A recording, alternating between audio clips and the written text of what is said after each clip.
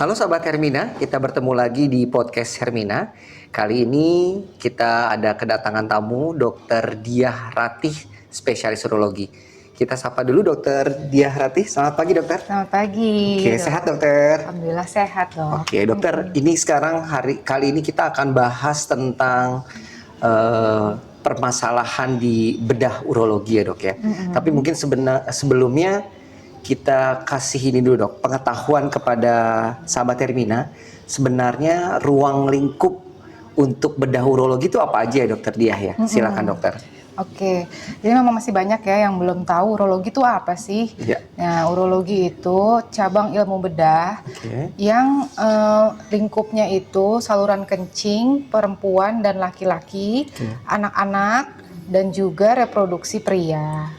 Jadi organnya itu saluran kencing itu apa aja? Itu termasuk ginjal, lalu ada saluran ureter namanya yang membawa urin dari ginjal ke buli-buli, lalu ada uretra yang mengeluarkan kencingnya. Oke, jadi semua yang berhubungan dengan saluran kencing ya dok ya, saluran kemih lah ya dok bahasa baiknya ya. Saluran kemih. Oke, kalau dokter kece dan secantik ini sih kayaknya banyak sekali ya akan konsultasi ya dok ya.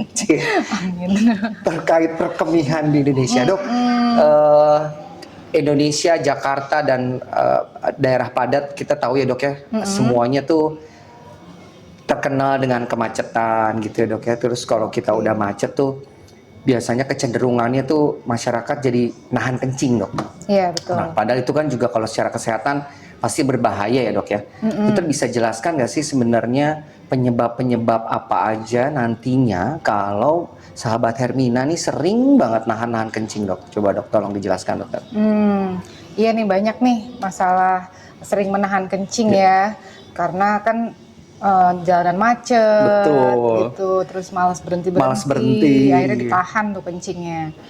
Jadi banyak yang mengeluhnya tuh datang dengan keluhan anyang-anyangan gitu dok. Jadi sering kencing, terus rasa kencingnya tidak lampias, terus terasa nyeri saat pipis, terus terasa panas, terus pas ditanya minumnya gimana? Ya minumnya sedikit sih dok. Terus pipisnya ya karena suka nahan pipis, karena perjalanan jauh, macet gitu.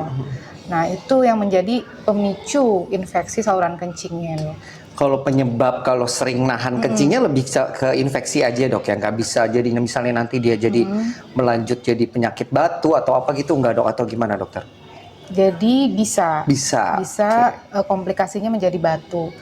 Kenapa sih nahan kencing itu bisa infeksi? Jadi mekanisme kencing itu adalah mekanisme sebenarnya membuang kuman, membuang racun ya dok ya, racun yang ada di dalam tubuh ya, racun yang disaring di ginjal, akhirnya tidak dibutuhkan, akhirnya dikeluarkan lewat urin. Jadi itu termasuk bakteri-bakteri, termasuk racun. Kalau tidak dikeluarkan dia akan mengendap. Jadi mengendap, lalu dia berkembang biak lah di situ kuman-kumannya. Makanya kita harus banyak minum itu sebenarnya untuk membilas, lalu kumannya kita kencingkan keluar lah kumannya itu. Dok kalau boleh tahu nih ya, ada nggak sih dok secara teori sebenarnya ada batasan nggak kalau kita tuh sebenarnya bisa atau diperbolehkan nahan kencing tuh berapa lama gitu dok? Atau sebenarnya begitu kita ada keinginan untuk berkemih harus segera, atau misalnya memang ada range, kayaknya bisa kalau ditahan 15 menit atau gimana tuh dok? Sebenarnya itu relatif ya. Relatif ya dok. Jadi orang nahan kencing itu beda-beda ketahanannya. Kemampuan menahan kencingnya. Ada yang bisa nahan sampai sejam. Ada yang 15 menit aja udah nggak tahan gitu kan. Tapi sebaiknya segera begitu ada rasa ingin pipis, sebaiknya jangan menunda, langsung aja. Ada toilet gitu langsung pipis gitu. Iya, ada toiletnya dulu ya dok ya.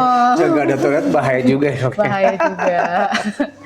Dan dibiasain mungkin kalau belum mau pipis, tapi udah tahu nih mau perjalanan jauh, ya udah dipipiskan dulu aja daripada di jalan macet. Terus nahan pipis nggak ada toilet, nah bisa tuh nanti infeksi saluran kencing.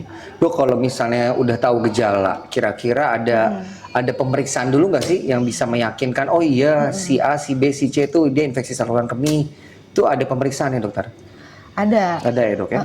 Jadi biasanya kita cek urin. Cek urin ya, Cek Dok. urin lengkap. Oke. Nah, di situ ada beberapa pemeriksaan termasuk warna kencing, kejernihannya, ada kandungan bakterinya apa enggak, ada darahnya apa enggak. Nanti di situ kelihatan semua tuh. Oke. Jadi awal pemeriksaannya itu adalah pemeriksaan urin. Nanti hasilnya bisa beda-beda tuh. Baru kita lanjutkan ke pemeriksaan selanjutnya, bisa USG, bisa CT scan. Nah, dari situ Bisa ketahuan ya, Dok, ya, ada infeksi saluran kemih atau enggak. Kalau sudah nih, Dok, udah terdiagnosis akhirnya, oh iya benar, Bapak Ibu ternyata sahabat Hermina ada infeksi saluran kemih. Apa yang harus dilakukan, Dok?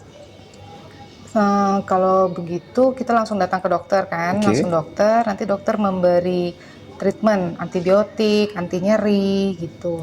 Dan itu antibiotik harus dihabiskan. Jadi banyak nih yang sudah berobat dikasih antibiotik udah enakan, stop deh tuh antibiotiknya. Terus nggak lama kemudian kambuh lagi. Jadi nggak boleh, harus dihabiskan antibiotiknya. Kalau nggak nanti kumannya akan resisten. Dan antibiotiknya ditingkatkan terus gitu. Jadi makin bahaya malah ya, Dok, ya? Makin bahaya, benar. Hanya antibiotik aja, Dok? Ada tambahan obat lagi misalnya memang buat memperlancar supaya tadi kan dokter bilang kan ada panas, ada perih, terus apa anyang-anyangan, itu ada emang cukup antibiotik, Dok, atau gimana, dokter? Jadi selain antibiotik dan anti nyeri, obatnya sebenarnya minum yang banyak. Minum air putih minimal 2 liter per hari dan jangan nahan pipis terlalu lama. Gitu. Minumnya obatnya cuma air putih sebenarnya.